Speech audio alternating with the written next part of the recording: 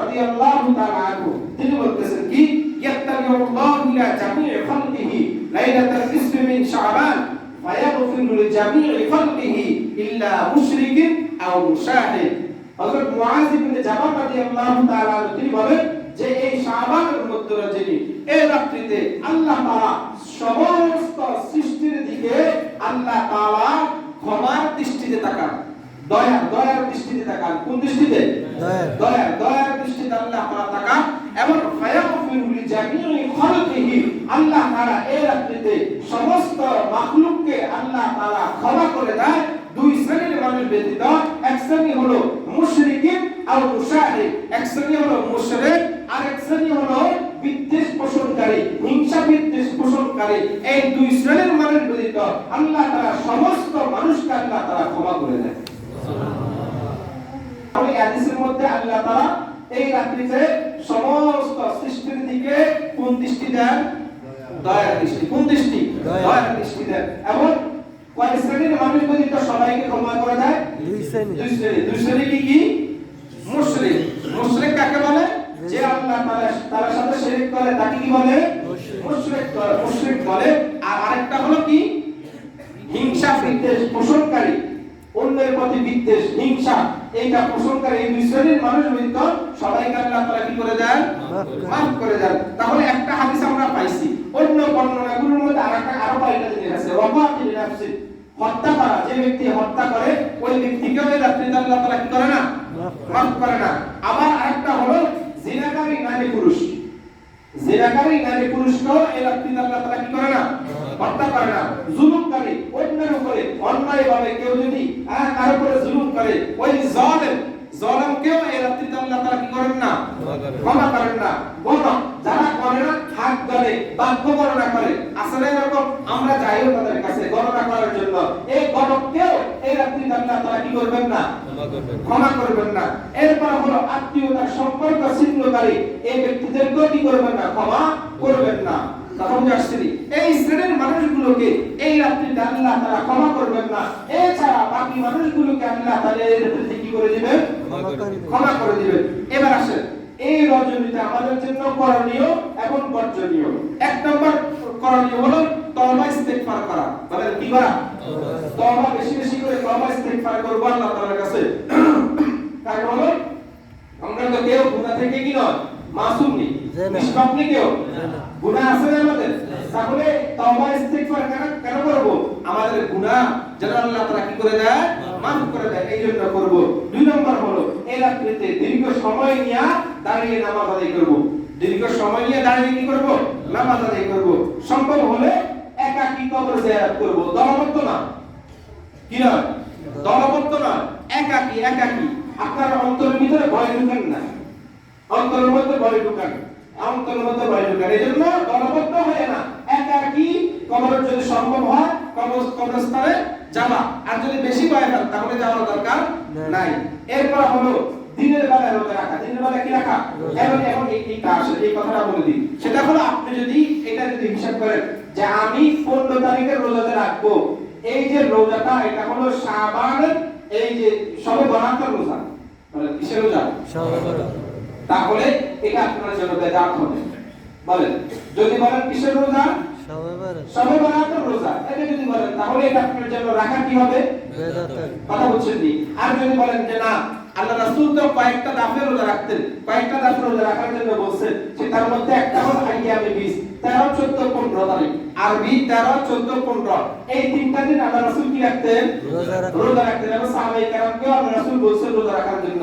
তাহলে যেহেতু 15 তারিখ যদি আমি রোজা রাখি এই নিয়তে যে আইয়ামে 20 এর রোজা হিসেবে যদি আমি রোজা রাখি, আর আল্লাহ রাসূল তো শাবান মাসে বেশি বেশি করে রোজা রাখছেন, ওই হিসেবে আমি কি করতেছি? এই 15 তারিখের রোজা আমি রাখতেছি। যদি এই নিয়ত করেন তাহলে আপনার রোজা রাখাটা কি আছে? এর কথা বুঝছেন নি? আমার কথা বুঝিয়ে কথা না বুঝে চলে যাবেন, পরবর্তী কাছে লাগাবেন, এটা মুশকিল। এজন্য বুঝিয়ে কথাটা। তাহলে আপনি শবে বরাতের রোজা যদি হিসাব করে যদি কি করেন? রাখেন, তাহলে এটা আপনার জন্য কি হবে? বেদাত হবে। আর যদি বলেন আল্লাহ রাসূল আইয়ামে 20 এর রোজা রাখছে, শাবান মাসে বেশি বেশি করে রোজা রাখছে, এই উদ্দেশ্য নিয়ে আমি 15 তারিখের রোজা কি করতেছি? রাখতেছি। তাহলে আপনার জন্য এই রোজা রাখাটা কি আছে? ঠিক আছে, আপনি রোজা কি করতে পারবেন? রাখতে করবেন। এরপরে দেখেন সামনে এই সময় থেকে সামনে আমার জীবনটা আমি গুণামুক্ত করব, আমার জীবনের মধ্যে আমি কোনো গুনাহ রাখবো না, এরকম একটা অঙ্গীকারবদ্ধ হওয়া, সংকল্প করে এই রাত্রির মধ্যে আল্লাহ তাআলার কাছে তওবা ইস্তিগফার করে নিজেকে পাক পবিত্র করা, নিজেকে পরিপূর্ণ ফ্রেশ করে একেবারে গুনাহের কাজ আর করব না, যা করব নেক আমল করব, আমল অল্প করব তারপরে গুনাহ করব না, আমল অল্প করব তারপরে শিরক করব না, এরকম একটা অঙ্গীকার দৃঢ় প্রতিজ্ঞা নিজে নিজে কি করা। এটা গেল করণীয় বর্জনীয় বিষয়, যেটা আমাদের সমাজে আমরা করি। এই দিন আসলে আমাদের প্রত্যেকের বাড়িতে ভালো মন্দ খাবারের ব্যবস্থা হয় কিনা? বলেন না, হয় কিনা? হয়।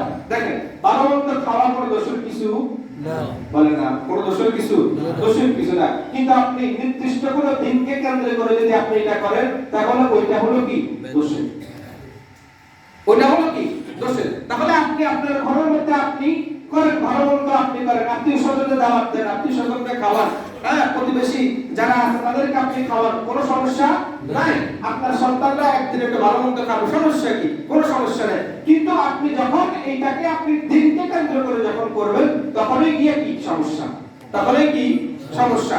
তাহলে এই কাজগুলো আমরা খেয়াল রাখবো। বিশেষ করে আরেকটা জিনিস হলো শবে বরাতের নামাজ। আমরা শবে বরাতের কি করি? শবে বরাতের নামাজ পড়ি। অনেকে প্রশ্ন করে যে শবে বরাতের নামাজ পড়া না, অথবা শবে বরাতের জন্য কয়টা রোজা রাখবো? শবে বরাতের কোনো কি রোজা নেই, শবে বরাতের কোনো নামাজ নেই, আছে না। আপনি রাতের বেলা আপনি যত খুশি, বলছি না করণীয়ের মধ্যে, আপনি দাঁড়িয়ে যত বেশি লম্বা সময় নিয়ে আপনি ইবাদত বন্দেগী করতে পারেন, আপনি কি করেন? ইবাদত বন্দেগী করেন। কোনো সমস্যা আছে? কোনো সমস্যা নেই। এই জন্য নির্দিষ্ট কোনো কি করা যাবে না, বলেন নির্দিষ্ট কোনো রাকাত নাই, নির্দিষ্ট কোনো সূরা নাই। তাহলে এই নির্দিষ্ট কোনো কিছুই এই রাত্রিতে নাই। আপনি যত বেশি পারেন, আপনি একেবারে পুরো রাত ফজর পর্যন্ত আপনি দাঁড়িয়ে দাঁড়িয়ে নফল ইবাদত করেন, কোনো সমস্যা নেই, কোনো সমস্যা নেই। কথা বুঝে আসছে? এই জন্য তবে নির্দিষ্ট করা যাবে না যে 4 রাকাত 8 রাকাত, যে এক রাকাতের মধ্যে সূরা ফাতিহা একবার, 10 বার সূরা ইখলাস, এতবার সূরা ওহদ, এটা এরকম কোনো কিছু করা যাবে না। এরপর হলো এটা হতে গেল আমাদের ক্ষেত্রে যারা আমল করে। কিন্তু খোলাফানের ক্ষেত্রে আরেকটা জিনিস আছে, এই রাত্রিতে আতশবাজি, বিভিন্ন আনন্দ ফুর্তি করা হয়, আসলে এটা করা। এই জন্য এই জিনিসটা বারবার বলার পরেও কেন তোরা বুঝে আসে না, বুঝি না। এই যে আতশবাজি, এই ফুটকাবাজি, এই সমস্ত বিষয়গুলো এই রাত্রির জন্য নির্দিষ্ট না, এই রাত্রির জন্য নির্দিষ্ট এটা না। তাহলে এই রাত্রিতে এই কাজটাও কি করা যাবে না, করা যাবে না। আরেকটা জিনিস হলো আমাদের ফসলেতে ছোটখাটো আমরা শুনছি যে এই রাত্রিতে মৃত ব্যক্তি, মৃত যারা আছে তারা কি করে? তাদের রূহটা ঘরের মধ্যে, ঘরের আশেপাশে ঘোরাঘুরি করে, ঘরের আশেপাশে কি করে? ঘোরাঘুরি করে। কথা বলেন না? মৃত ব্যক্তির রূহটা কি করে? ঘরের আশেপাশে ঘোরাঘুরি করে। এই জন্য এই দিনে একটু ভালো ভালো পোশাক পরিধান করতে হবে, তারপরে মাগরিবের পরে গোসল করতে হবে। মাগরিবের পরে কি করতে হবে? গোসল করতে হবে। এই যে এই রীতিগুলো আমাদের সমাজে কিন্তু ছিল, কথা বুঝেন না?